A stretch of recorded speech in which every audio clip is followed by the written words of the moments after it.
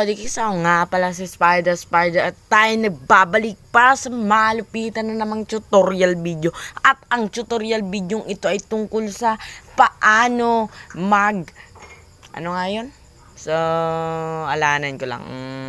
Paano maglagay ng thumbnail sa YouTube. Kung di ka pa nakasubscribe sa channel ko, pindutin mo na yung subscribe button dyan na nasa baba. Malapit na tayo sa 20 subscriber, 6 na lang. Salamat sa mga nagsuporta, sa nag-subscribe, sa nag-like. So ano pa bang hinihintay natin? Let's go!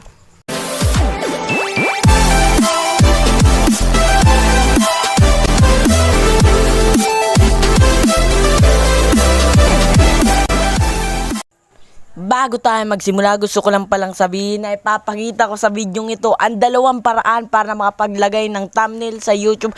Kaya, let's go!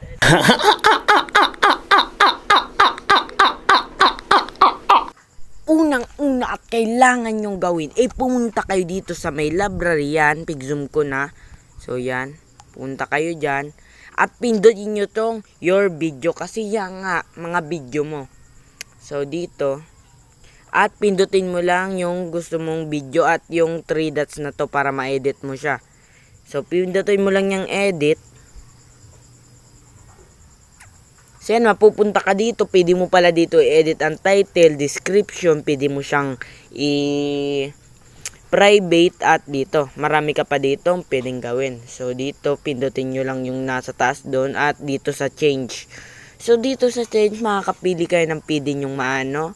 Basta ito muna kasi example lang naman to. So, ito ang unang paraan kung paano makalagay ng thumbnail sa YouTube. So, punta na tayo sa sunod na paraan. 1, 2, 3, go! Ang ikalawang paraan para makalagay ng thumbnail sa YouTube ay through CapCut. Pindutin nyo lang yung cover. Yan, pindutin nyo lang yan at upload. So, dyan kasi napipili yung mga nasa gallery tulad nito. So, yan, pindutin nyo lang yung gusto nyo. So, akin same lang kasi example lang naman.